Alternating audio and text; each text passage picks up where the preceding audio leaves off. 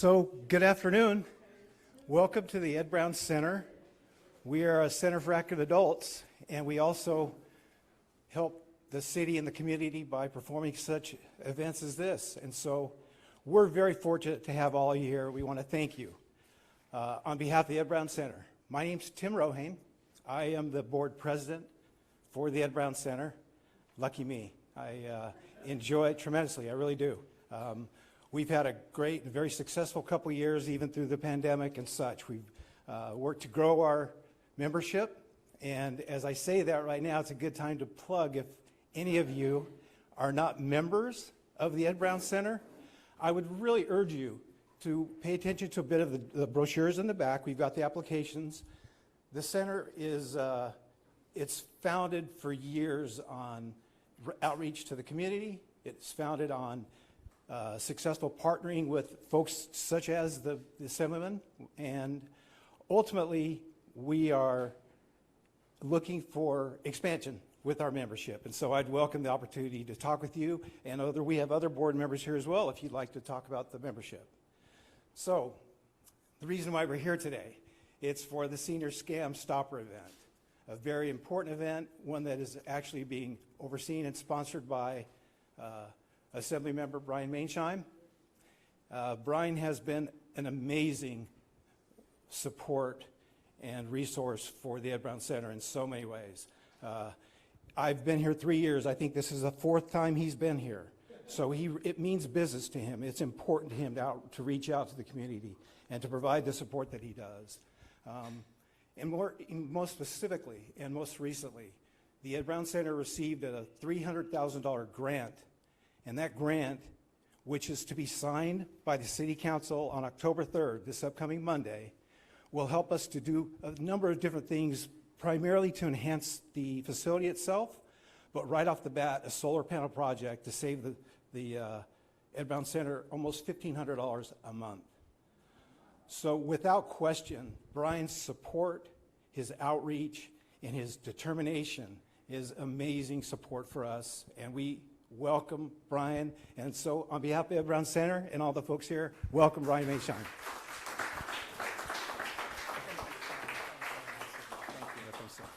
Thank you, Tim. That was very nice. It's certainly a pleasure to be here. Thank you all for coming out. I do always love coming to the Ed Brown Center. As somebody who grew up in this community, I actually remember going to birthday. You could have this room for birthday parties. So I remember going to birthday parties here. I don't know if Compton, I went to maybe one of Compton's here. I don't know. But so it's nice to be here. A little older. I'm a little disappointed there's no cake and candles or anything, ice cream. But thank you all for joining us here today for the Senior Scam Stopper Seminar. These events, I've put them on, pretty often because I think they're really important to keep people in our community informed and aware of really what the latest scams are and how to protect yourself from them. Unfortunately, seniors are the #1 targets for scams. 1 in 5 seniors in the United States has been the victim of fraud. And we know that's underreported. It's estimated that about 70% of senior fraud goes unreported.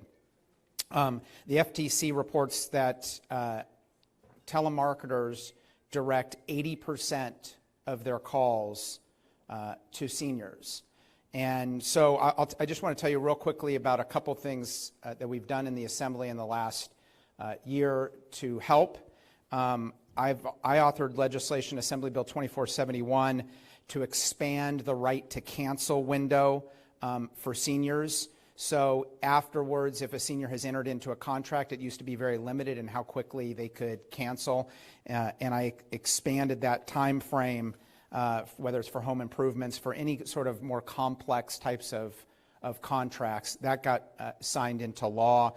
And then also last year, the governor signed my bill to increase law enforcement capacity to investigate elder abuse, including financial abuse. So there's more money available to do that, more resources available to do that. So we have a great lineup of panelists here today to speak to you. They will be talking about tips, about behaviors, the things that scam artists unfortunately display. At the end of today's presentations, we'll also have time for Q&A. So if you have any questions that come up during the presentation, just note them down. We made time available at the end for you to ask them. We've also asked our speakers to stick around a little bit afterwards to answer questions too. If you are watching from home, and we are doing that to make people, for seniors who cannot get out of their homes as easily, please just email your questions and we'll be happy to get you an answer. So thank you again. It's great to see this level of turnout. Thank you again for coming out today. And I hope the knowledge that you gained today will help you.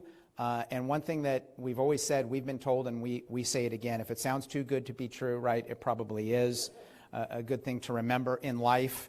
And so with that, thank you again for being out here. I'm going to introduce your next speaker, which is Johanna Luddy, who's from the Contractors State License Board. Johanna?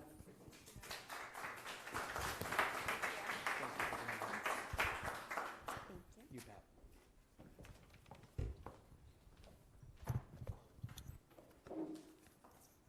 Hi, everyone, and thank you again to Assemblymember Mainshine for partnering with CSLB for today's Senior Scam Stopper Seminar. I'm Johanna Luddy. I am a special investigator for Contractor State License Board. The Contractor State License Board is a California state agency. We protect California consumers by licensing and regulating the California construction industry. We provide licenses for nearly 300,000 contractors in 45 different classifications.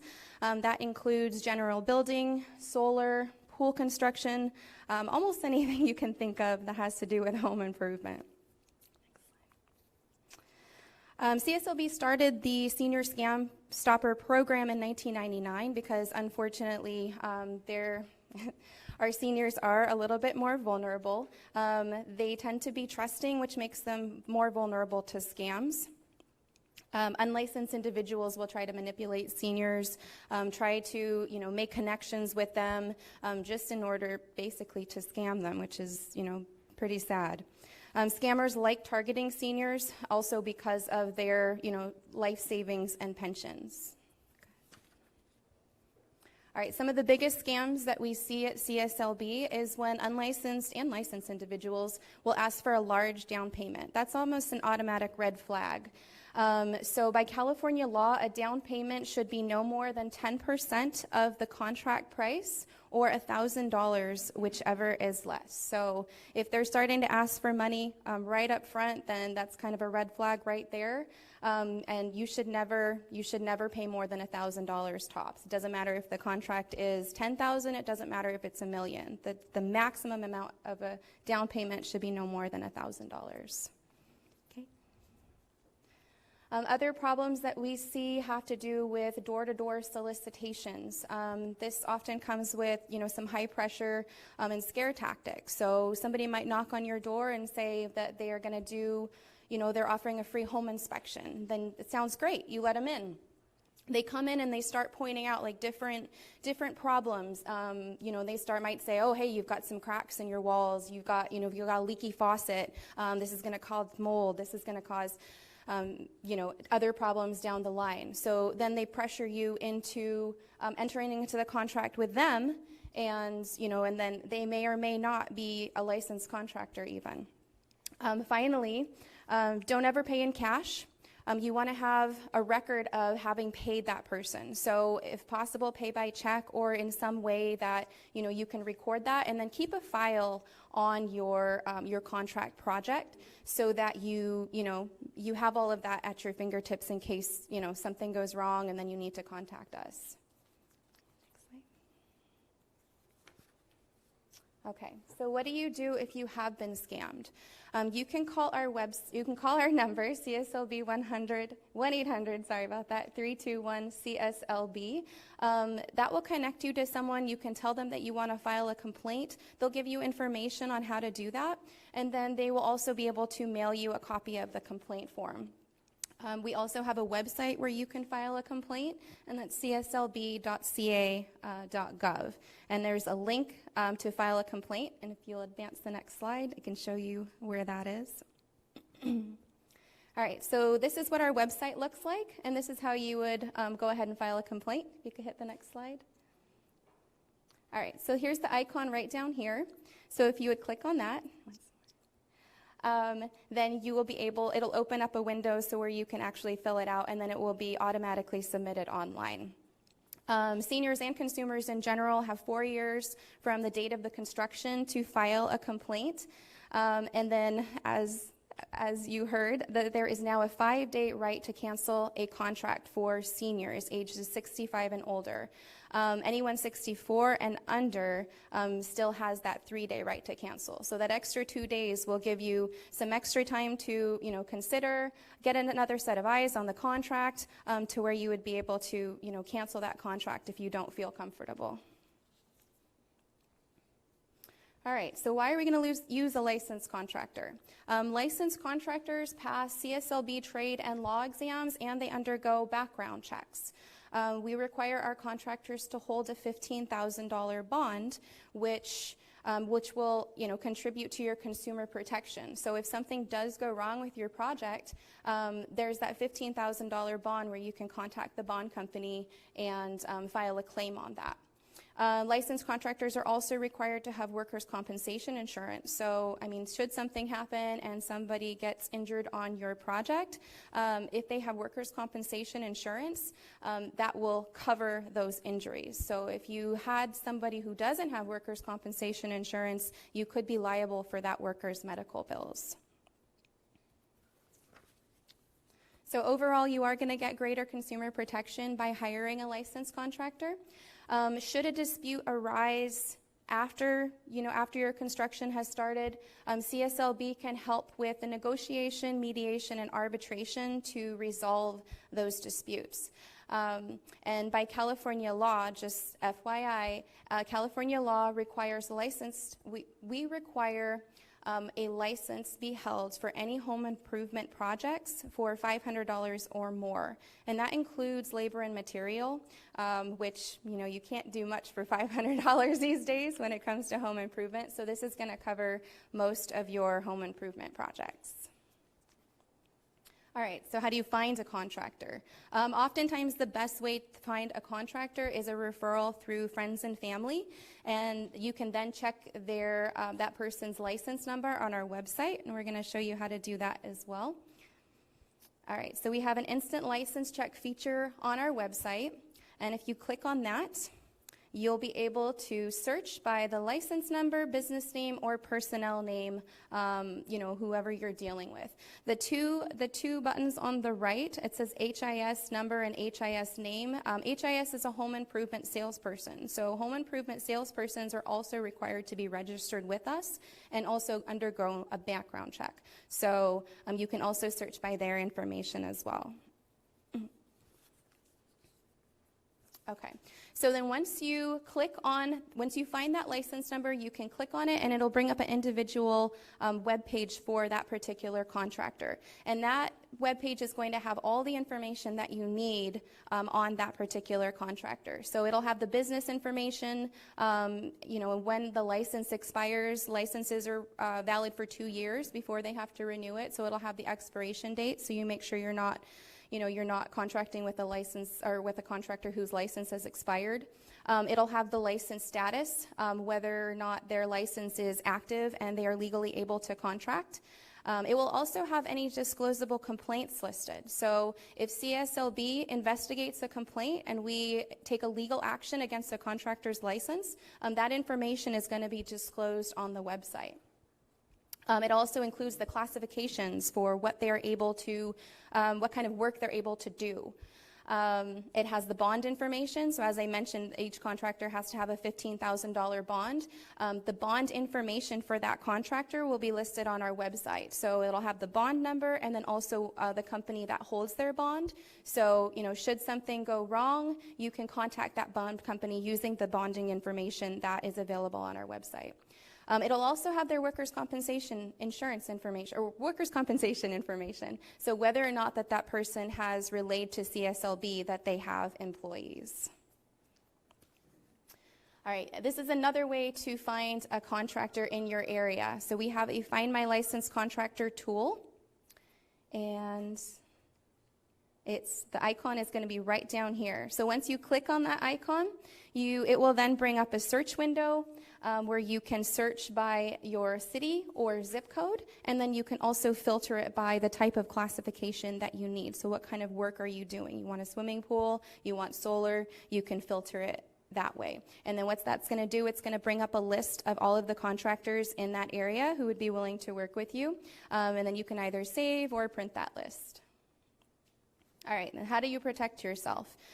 So when you're starting to think about a construction project that you want to have done, you want to try to make sure you get at least 3 bids in writing.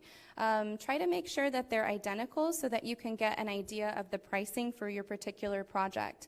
You can ask that contractor for client references and make sure you check those as well.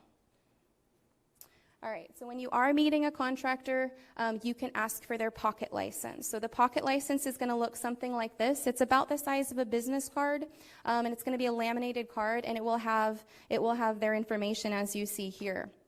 Another thing that you can do is you can also ask for a copy of you can ask for a driver's license so that you compare that driver's license information to the pocket license, just to be sure that you are contracting with the person and that they are actually the person who they say they are.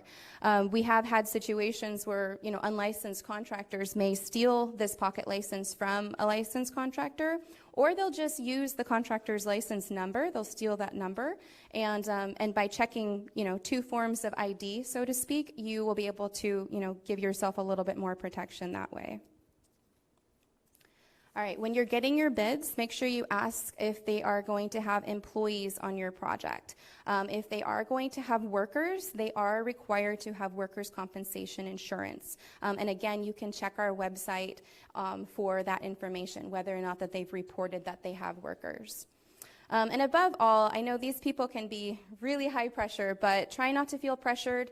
Try not to sign any estimates up front. The only thing that you should be signing is the contract. So if you try to sign an estimate, they could try to hold you to that estimate. It may not have all of the terms that, are required or that you might want. As far as the contract itself, so the only people who are legally able to negotiate that contract is the contractor who holds the license, and that includes any personnel that are listed on that license. The other person that could sign a contract would be a home improvement salesperson, and again, those people are also listed on our website. So if you go to the link on our website for that particular contractor's license number, it will list the associated personnel, and it will also list associated home improvement salespersons. You want to be cautious with electronic contracts because sometimes that amount can change after you've already electronically signed it. And before any work is started, a contractor is required to give you a written copy of that contract. So make sure you hold out for that. The written contract is also going to have a progress payment schedule. So this is to ensure that the money is not getting ahead of work performed. Sometimes contractors do what we call loosely front loading, and that's where they try to get a lot of money up front, which doesn't give you any protection whatsoever. You want to make sure that the progress payment seems fair. So basically, the money is always supposed to equal the work performed or the materials delivered on site. So you might run into situations where a contractor will say, hey, you want custom cabinetry? Well, that's going to cost you $15,000 up front. They can legally not require that money until those cabinets would be delivered to your site. Make sure that the contract has start and completion dates, so you have a good idea of the timeline before your project even starts. And changes in construction happen all the time. You just have to be aware that prices could change and then the contract could change as well. But if a change is to be legally done, both the homeowner and the contractor have to sign it, and it's what we call a change order. All right, so we can talk about solar projects. So solar has been very popular lately. CSLB has a solar task force to handle solar complaints. If you're considering a solar project, you can head to the Solar Smart page on the CSLB website to get informed before you decide if solar is right for you. You're going to want to ask yourself some questions when you're considering solar. One, the length of the time that you're planning on staying in that home. If it's going to be under 5 years, it may not be a good plan for you. You'll also want to consider the roof direction, whether or not it's getting a lot of sun, whether it's getting obscured by shrubbery, trees, power lines, and whatnot.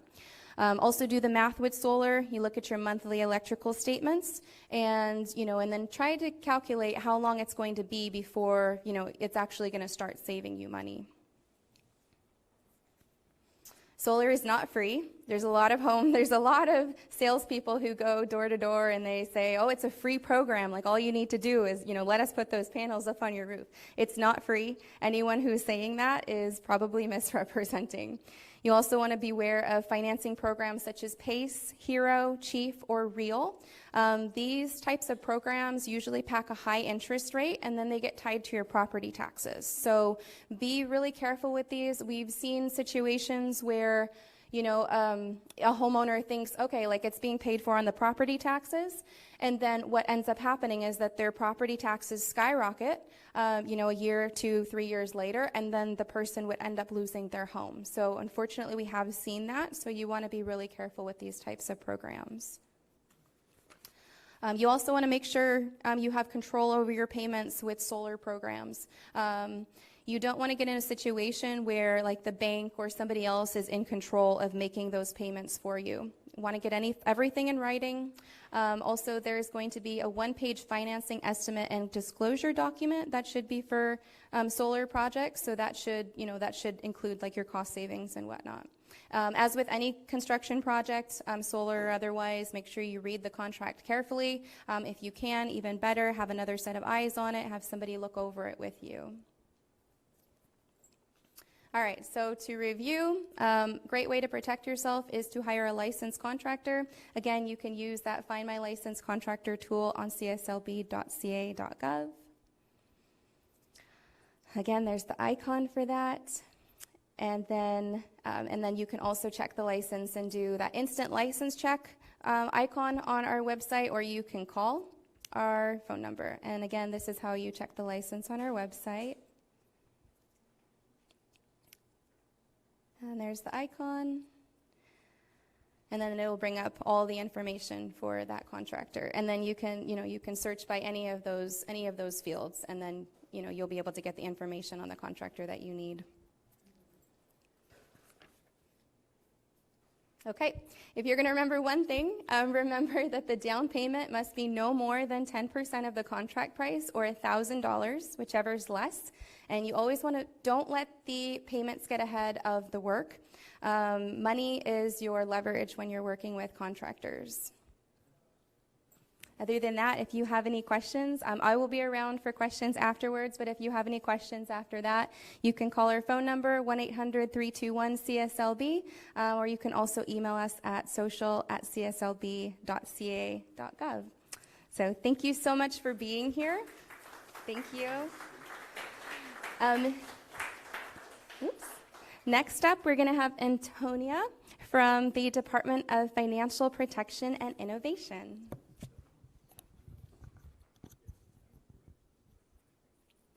Thank you, Antonia. Oh, right, great.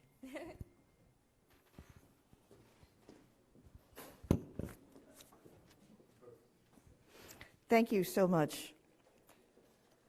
How many of you have ever heard of DFPI? That's why I'm here today. That was worth the drive from LA this morning.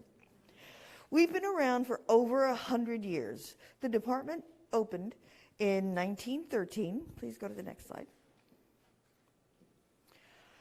And we started as the Department of Corporations. We've changed our name several times, and today we're the DFPI. So, being that we started in 1913, we're going to continue to be around for a while. We have offices in Sacramento, San Francisco, Los Angeles, and San Diego.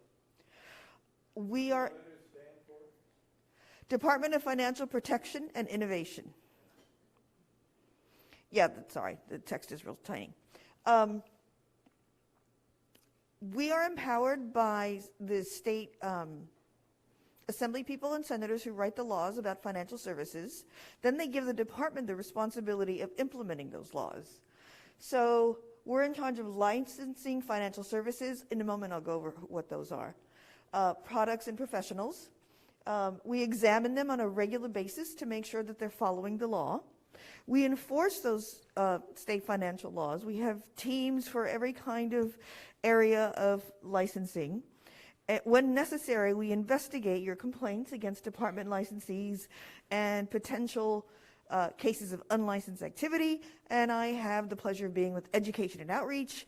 I'll do this in Spanish all over the state. I do it in English from the Mexican border to Los Angeles County. So I'm happy to be here with you today. Next slide, please. So this is just a partial list of who we license.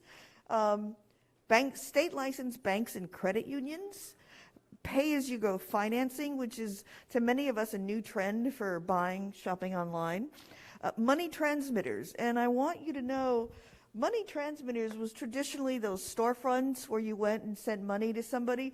Well, now it includes all those apps that are ubiquitous on our phones. Has anybody asked you to send them with Zelle or anything? So I want you to know that those are also considered money transmitters, and many of them are licensed by the department. Deferred deposit transaction originators, known as payday loans, and our numbers tell us that about a third of payday loan borrowers are seniors. So it may not be somebody in this room, but somebody you may know may be a payday loan borrower. Also, investment advisors, security brokers, and dealers.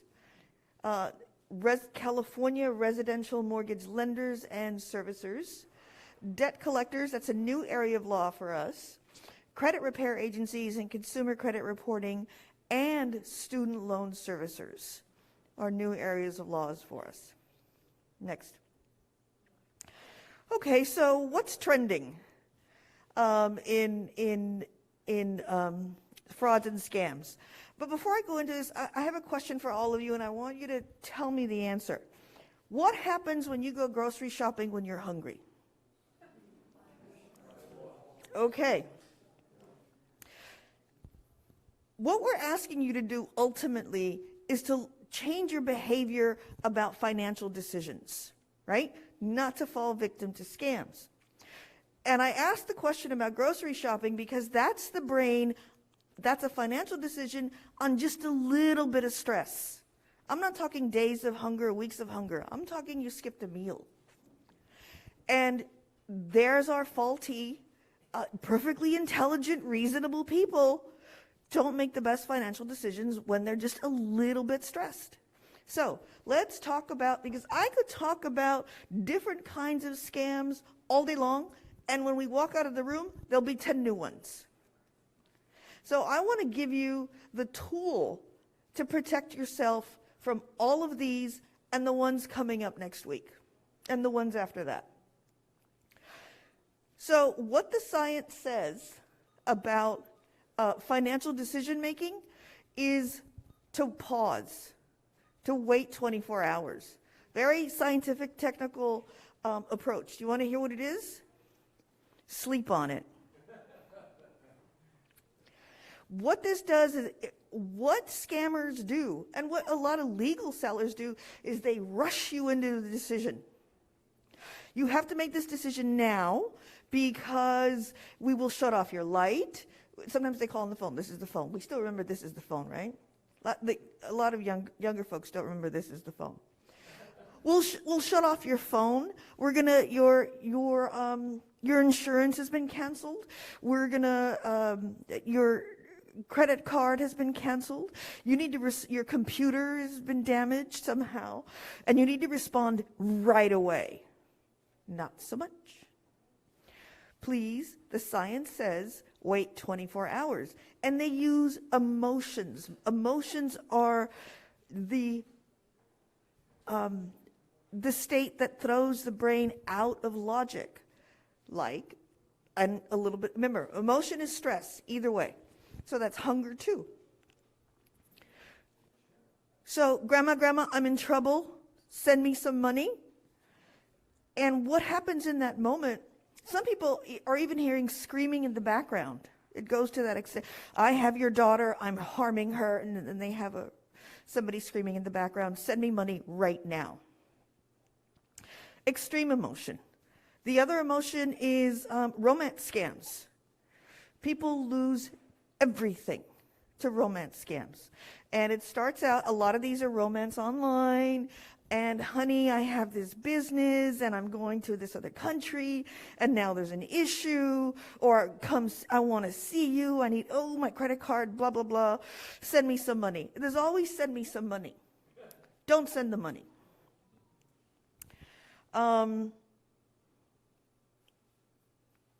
Yeah, the IT, affinity fraud is when, and we see that a lot with investors, is when a group of people who are, and we've seen this among elite military, religious groups. We had a pastor who we prosecuted and sent to prison for taking advantage of his own flock for investments. So if somebody's in a group that you're in and is saying, I'm going to offer you a guaranteed, double your money, no. First of all, they can't guarantee you anything on an investment. Even if the person next to them is getting some money. Anybody ever heard of Madoff? Okay. People will also call and pretend to be imposters. They'll pretend to be the government. I've heard the IRS is calling people at 7:45 in the morning. I have to tell you, as a state worker working in a state job, nobody's calling anybody at 7:45 in the morning. They also call at 9 o'clock at night. The offices are closed, quite frankly. And then they say, first we need to verify your social security number. No, they don't need to. And there's pressure. You owe back taxes, blah, blah, blah, blah, blah. We're going to send somebody to arrest you, the police to arrest you. First of all, the IRS has their own officers. They never send the police. Somebody can pretend to be a financial institution. Let's talk about texts for a moment. I've gotten texts that say I'm getting, an account has been closed, or there's a problem. Or, again, the other hand, the other emotion, Antonia, you have a refund coming of $350. No, I don't. Don't click there. Whatever you do, don't click. Here's what you can do. I don't want to just scare you. Here's what you can do to protect yourself. If someone is saying they're from a business or a company or financial institution, you have statements from those businesses, right? Call that legitimate number. Is there an issue? I'm being contacted by someone saying they're you. Is it really you? Okay. No. Here's a really important tip about scams. Gift cards, pretend this is a gift card. Gift cards are only for gifts. Scammers say, true story, Grandma, I'm in trouble. Please send me a gift card for $3,000 from Best Buy. True story. A senior just like yourself in LA County. So what's the emotion here? Fear, chaos. Logic is out the window, like we talked about. She drives to Best Buy. The good people at Best Buy are trained. Ma'am, what emergency can be resolved with large appliances, small electronics, and our stereo equipment? No, we won't sell you that. Because she says, my grandson is having an emergency, I gotta help. So gets in her car, goes to Target. Pause the story. What are we seeing here? This is an intelligent person. Her brain has been hijacked. Okay? She gets to Target. Antonia's theory is because she's been driving, her brain has been engaged in some logical behavior. She gets to Target, parks the car, and says, hey, wait a minute. She calls her daughter, grandson's mother. What's going on with Johnny? We always call him Johnny.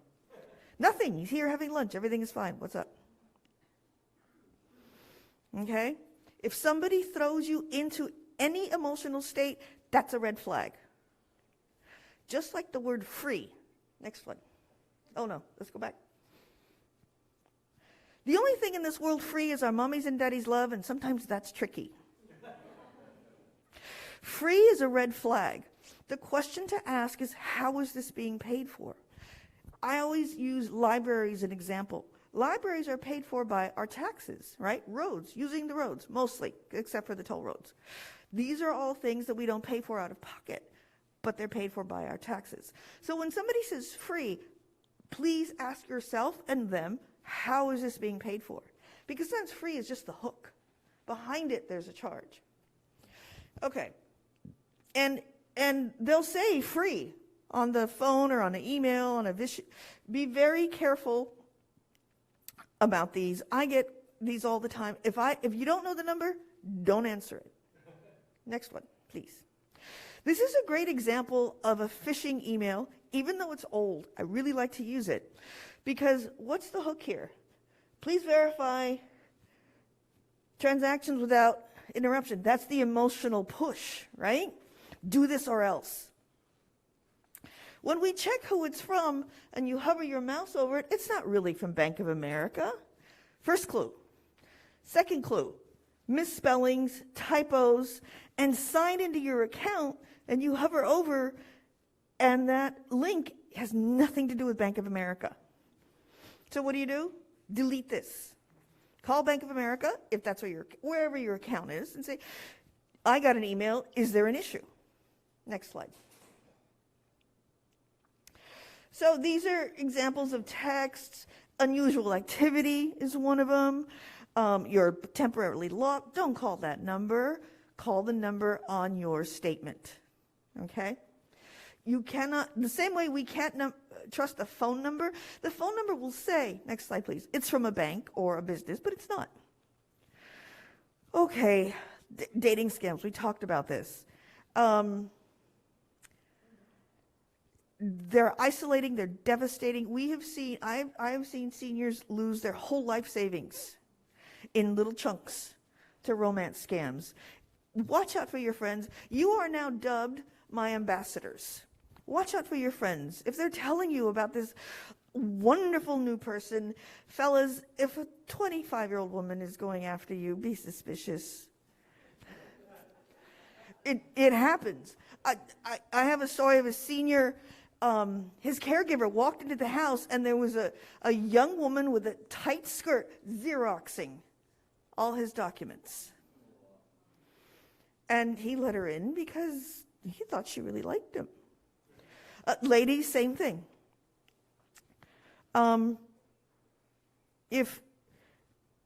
So please be careful. Watch out for your friends. If you see them falling into a new love that all of a sudden wants money, let them know. Okay, next slide, please. Okay, this is very, very important. If you're doing any purchases on the internet, see this code, the lock, HTTPS? If you don't see that, don't buy from there. By the way, this image, I have some materials outside. Let me show you this. Don't worry if you don't remember everything. This is outside on the table. Please get this and more information is in our booklet. And I know it says DBO, that's our name before. We're working on updating. A two-step verification, if, I know we have it at work, they want your password and then they want to send you a text or a call. That's legitimate. It's a good idea. It's another step to protect you. Be very careful with your passwords. When needed, Antonia123 is not a good password. Antonia password is not a good password. So be very careful, change them on a regular basis if necessary, keep them safe. Limit your personal information on the internet. It's not a good idea to post publicly your address, your birthday. I'm out on this great vacation for 3 weeks. We hear stories of people coming home to an empty house because people had time. They knew. So be very careful on your privacy settings and what it is you share on social media. So the cell phone number, the PIN number, all these things are ways to protect yourself. Next slide, please. Safeguarding your personal and financial information. Your information has value. This is why people in some places, they set up booths and they offer you some, and I just heard this yesterday, a piece of trash, free item, a free phone, a free something. But what they're actually doing, and they want your Medicare number or your Medi-Cal number or some piece of information that they use that has value. If you or a friend is carrying their Social Security card in their wallet, tell them to stop. The only time you need to carry it in your wallet is when you're getting a new job and your HR company asks for it, your HR department, and when you're going to see a medical provider for the first time. And call them ahead, they may not need it. Those are the only times you need a Social Security number. Other than that, they're leaving themselves very open to identity theft. You can get, if you're still writing checks, I know I am sometimes, you can get permanent ink gel so people can't wash it off. You can, and I do have some booklets from the Federal Trade Commission about identity theft that talk about how to monitor and freeze your credit at no cost. You don't have to pay for this. You can also get your free credit report. The form is in the booklet, or you can get it online. And for people who, if they are victims of identity theft, which they can find out if they if they request their free credit report, you can get it every 12 months. You can report it to the FTC, identity theft, not just the police. The report to the FTC triggers the same consumer rights as the police report. Sometimes we hear that the volunteer at the police department isn't aware that they can take identity theft reports. If that's the case, you can also ask for the watch captain since you're there, or supervisor. Next slide. Okay, here's our website. All this information is in the booklet that we have outside. We now have a newsletter that comes out monthly that has tons of great information for consumers. Information, as you know, it's not static. It changes. It gets updated. The best thing to do if you're online is to subscribe to that. You can file a complaint with us. We need to hear your complaints. If you want to do it electronically, you can. If you want to do a manual complaint on paper, just call us up and we'll mail you a form. You can also, this is a very important number, best thing you can do, and the form is in the booklet, is check somebody's license before you do business with them. By the way, we also include the Contractor State License Board information. I had an attorney tell me that 90%, over 90% of her senior investment fraud, where people lost everything to a crooked investor, would not have happened if people had followed one step, and that is to call us and to ask if that investment advisor was licensed. Same with the contractor, same with anybody wanting to touch your money, invest it in any way. And they give you very attractive, I'll double your money. Look at my friend here. He's living in a boat. Why don't you? Or not living in a boat. He has a great boat. So please be careful. Remember, if you remember nothing else from today, other than taking our materials, is wait. Wait 24 hours. And call us if you have questions. We're happy to do this. Please take extra materials. Give them to your friends, please. Thank you so much.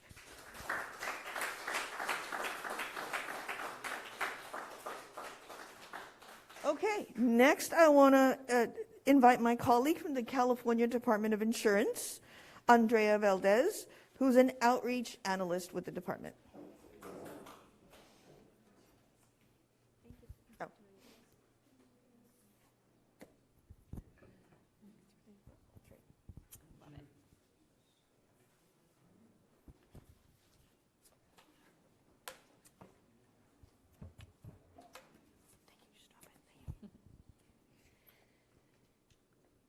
Hello, everybody. My name is Andrea Valdez, and I'm with the California Department of Insurance. I'm really happy to be back in San Diego today. I used to work for the city of San Diego, SD Serves, for many years. I came pretty far, too. Came from Palm Desert. Really gorgeous in the summer, casual 126. We love it. So again, thank you for the opportunity to be here today. I'm going to start with a brief overview of the Department of Insurance. I'm going to discuss common insurance scams, and I'm going to close with resources available to you from the department.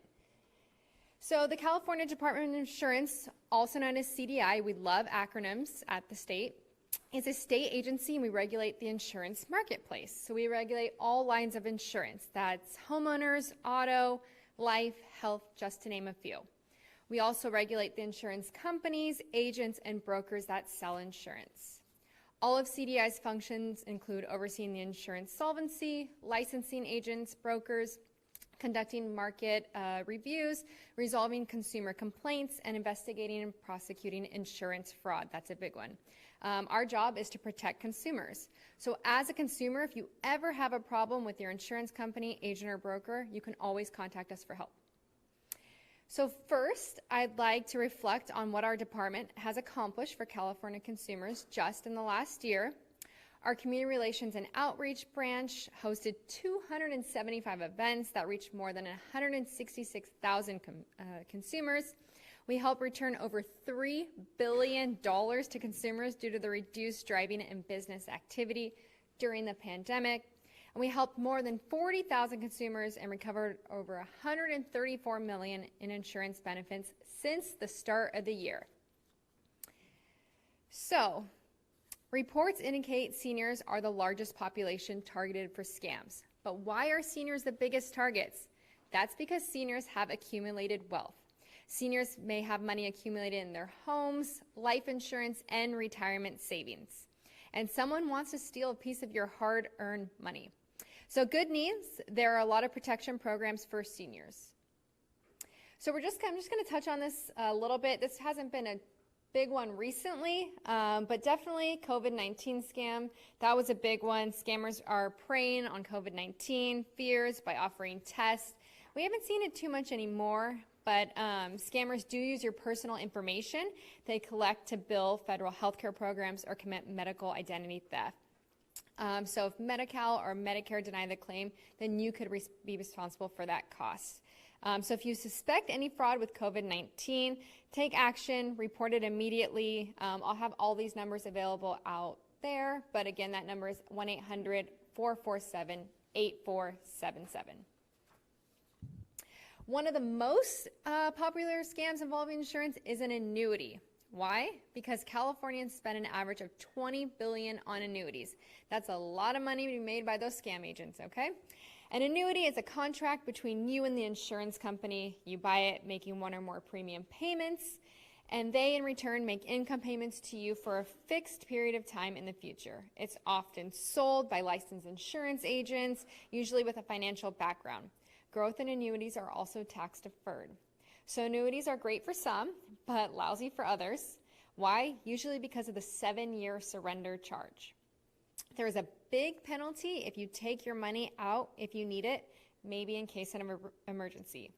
But agents love to sell it because of the upfront commission. So that's when the twisting and turning starts. This is when the agent gets you to, into one annuity, and then 12 months or 18 months later, they call you, hey, I found a better annuity. And you need to switch right now. What that means for you, you may be hit with a penalty for early withdrawal, but it's more upfront commission for the agent, and you may even have a tax implication on top of it. But if you have a financial advisor whom you've been working with for years, they know your financial goals, financial picture, risk tolerance, and suggest adding an annuity to your portfolio.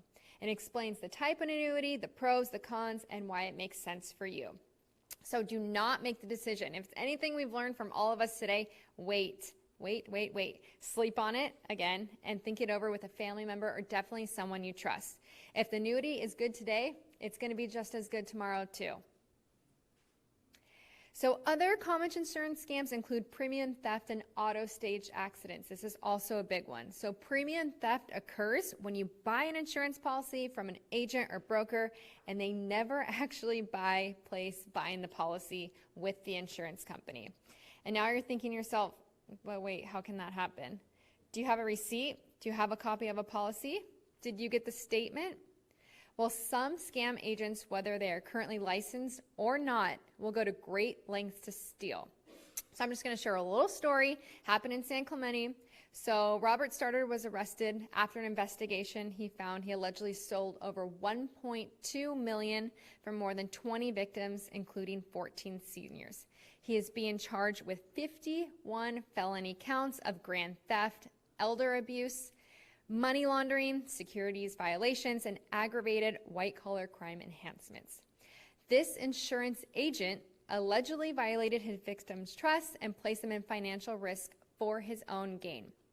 For 6 years, Stoddard conducted investment and retirement-related seminars that targeted senior citizens and used various schemes to fraudulently gain victims' trust and cultivate friendships in order to steal money from them. Stoddard led victims to believe he obtained bonuses from insurance companies and that he could apply to their existing life policies and or annuity contracts. If they paid their premiums directly to him rather than the insurance company, he used that money. He then failed to place the annuity and life insurance policies and also induced his victims into fraudulent real estate and investment schemes. Stoddard forged insurance statements, emails, and letters, which led victims to believe the information relayed to them was true. He would even occasionally pay a few investment returns to victims, but those were later just stopped. Thank goodness he's been taken into custody, and we hope the victims will get their money back soon. Also, stage accident fraud, believe it or not, it still occurs. If you get in an accident and something just doesn't feel right, call the police and report it to your insurance company. I'm talking about that gut feeling you get. Let's say you're driving down the street you're familiar with, and it's never really too busy, and all of a sudden a car stops in front of you short, and their cars are next to you. You move your rear, and the car you pull over, you're hit, and the car next to you is gone. But the car you rear-ended pulls over and the driver gets out holding his neck. Then the front passenger is also holding their lower back. Then 2 to 3, 4 more passengers all get out of the van. They all have injuries. Something doesn't feel right. So 2 different potential fraud could occur here. Then the driver says he's going to do a favor by not reporting this to an insurance company. And how can he settle? That is he'll take you to the bank. He'll ask you to get money from him. That right there is a red alert.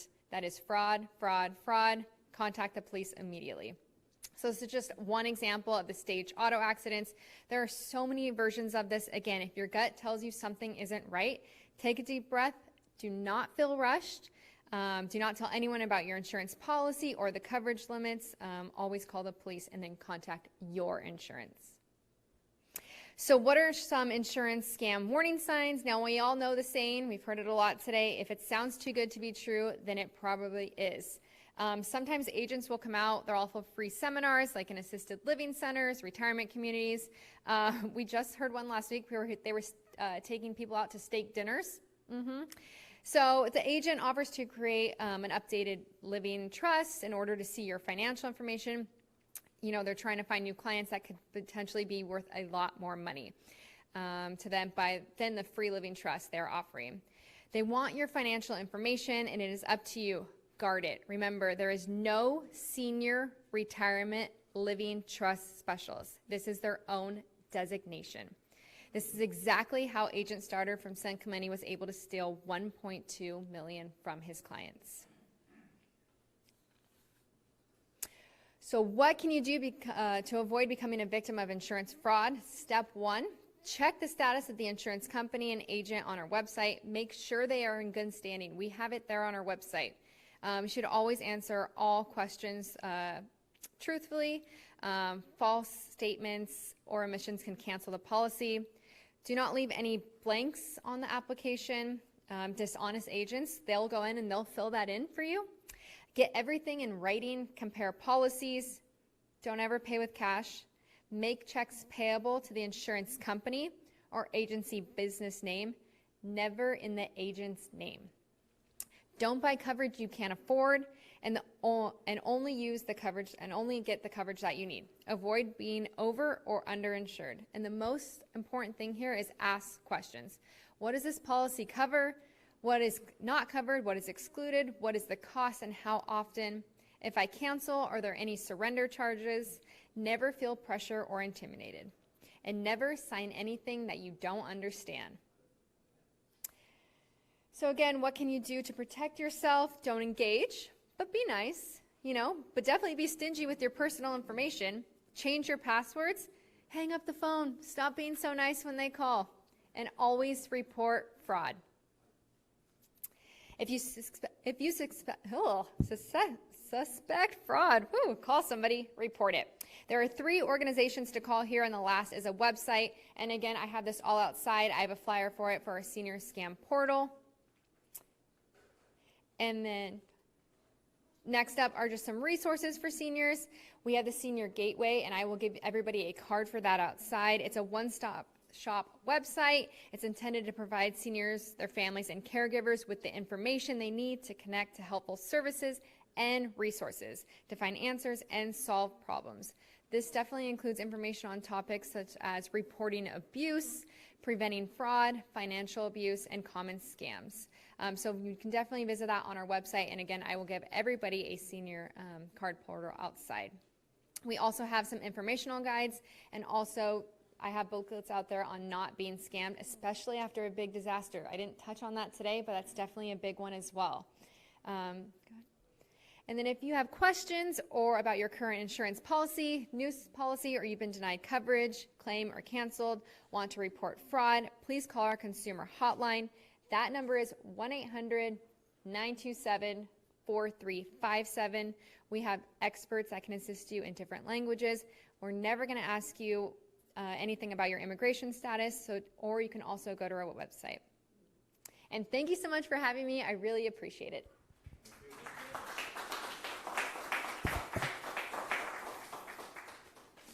And thank you all for being here. We're all sticking around for a little bit longer in case you guys have any questions. Do you have any questions now? Sure. This is probably addressed to the last speaker. Is there any information in San Diego about home title fraud? I heard that question earlier. I probably. Yeah. I haven't heard that. You haven't heard of it? I haven't heard it yet. I'll talk about it a little bit. Well, I know, yes. The department specifically to contact about this is the Department of Real Estate. I've gone. Personally, I have not been a victim. Okay. But I have a lot of seniors who live around me, some who don't even, because of cultural differences, don't understand our language. Many of them have some mental capacity challenges, and I hope I don't in the near future, but I am concerned about them as well as myself, because many of them have paid off their mortgages. So does everybody know what title fraud is? Yes? No? Okay.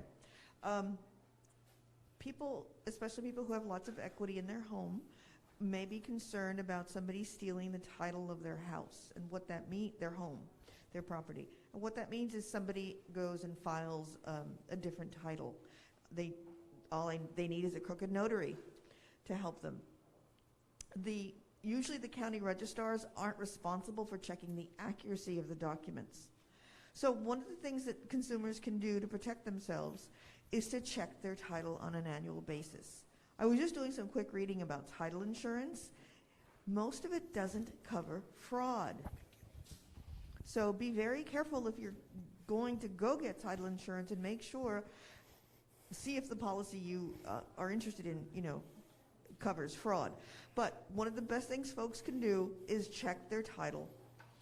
Some counties have a process for this where they'll contact somebody with an email or a text if there's a notification if there's been a change to their title.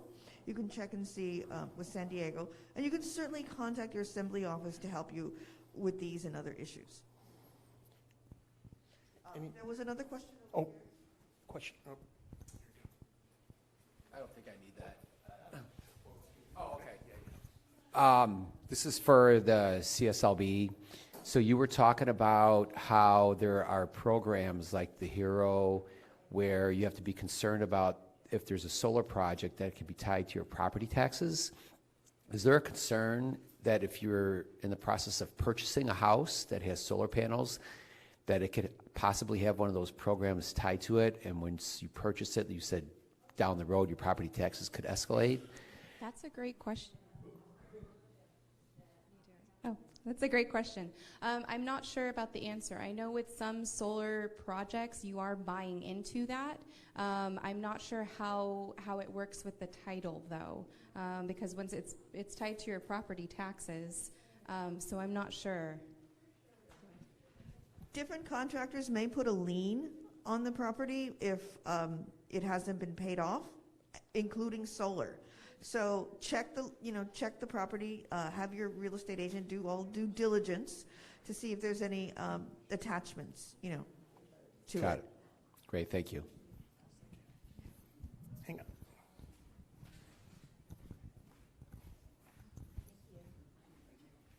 Hi, yes. I know one of you was talking about not giving your information out because it's being sold.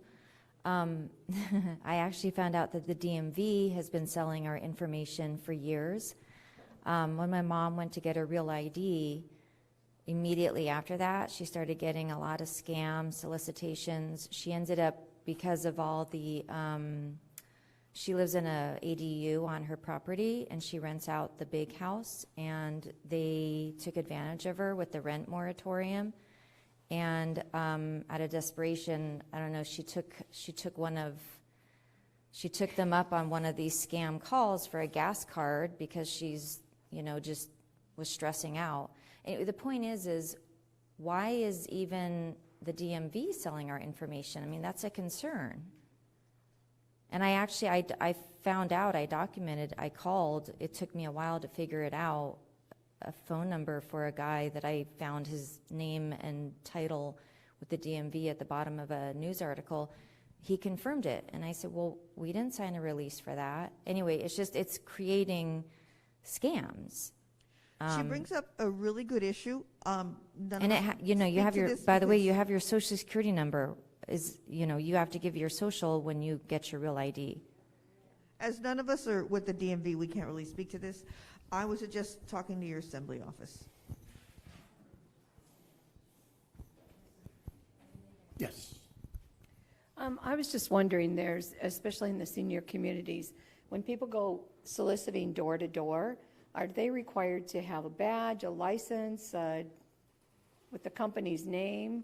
Because once someone opens the door to them and starts asking them questions, they go off and so I'm just wondering, what do they need to solicit door to door? For construction projects? Yeah, so a home improvement salesperson should have some sort of registration card, and then that's something that you can ask for backup. So you can ask for a photo ID to verify that information on the home improvement salesperson registration card. A licensed contractor will have a pocket license, and that's kind of like it's like a little credit card. It has all of their information on there. So, you can always ask for identification of, to say, how do I know that you are or you're representing the company that you say you are representing, so. And I want to give points to the my friend at the Contractor State License Board, because a couple of years ago when I started working from home, a shady person came to our door and wanted to sell us some kind of construction project. And I said, leave your card, because I'm busy, which was great because there was no license number on the card, nor was there on the website. I followed up because I'm doing this a lot, and they actually got sanctioned. They got fined. Yeah, any licensed contractor should have their license number on any sort of advertisement, any sort of advertisement, any sort of contract, anything that they're putting out, they need to have their license number on there. And that is a requirement so that you can go back and check that information on our website. Yeah, I mean, just for like homeowners, auto, anybody selling insurance as well, that's on our website. You can check anybody's license number on there. It is all available. I've done these with lots of law enforcement people, big guys who wear weapons. And I had one officer tell me he doesn't answer his door. He doesn't open his door unless he knows somebody's coming. And he's missed out on family visits because they didn't call him ahead of time. So law enforcement told me, don't open your door to any salespeople. There you go, sir. I think one of the scams that you haven't addressed, and you might address it in the future, is timeshares. How to get out of a timeshare. And that hits a lot of seniors. You know, it hit us. We're still fighting to get out of one particular timeshare. They make all sorts of promises and nothing. So if you have any information on that, I want you to address it. Please call the Department of Real Estate, and their number is in our book. Yes. You don't have any personal... We have heard of scams where people are offering, they're offering you a lot of money for your timeshare, and it's a scam. Or they'll get you out of it for low fees or inexpensive. Again, I think that the common denominator of all three of our speakers here, if it sounds too good to be true, if it's free, it's probably a scam. And you know, the best information anyone can take away from here is sleep on it 24 hours. You know, don't rush into it. Don't answer the door. I tell that to all my neighbors in my community up in Bernardo Heights. You know, we're all friendly and we want to be neighborly, but you know, people are trying to sell you something door to door. That's usually a red flag for me, and I just, you know, move them along. Yes, hold on 1 second. Yes, ma'am. Because I know that the San Diego County Recorder's Office does provide a title notification service, people can go on that website and register up to 5 properties. The key to know about that is it is free. However, it's after the fact. Your title has been changed. And so you need to talk to your your homeowner insurance agent to see whether or not you're covered for any legal fees that may be caused as a result of identity theft that goes right into the home title fraud.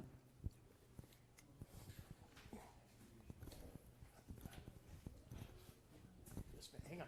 I'm sorry. Oh, great. Thank you. Oh, thank you. Just a quick question out of the realm of what you were speaking about, but being a sibling to a mother who I feel might be being scammed by some relative friends, and I was just wondering, I feel helpless because I don't know who to contact to try to see what rights I might have to help out. So, and she lives in Northern California. She has a form about the senior website, right? Yeah, the senior portal. I'll give you that, and it will give more information on that. Wonderful. Thank you so much. Thank you. What do you do if you're being scammed by a medical scam where they're overcharging for appointments that you did not go to or did not accept and treatments? Is this Medicare? Yes. Okay. There's a great, and it'll be included in the senior portal, there is a great group called HICAP. They want to collect your medical billing fraud, and they will pursue it. And you'll find, it's called HICAP, Senior Medicare Patrol, and you'll find it in her handout. Go to that website. Thank you. Yeah, I used to work for CalSTRS previously, and that was a great group that we always recommended. Any more questions? No? Wonderful.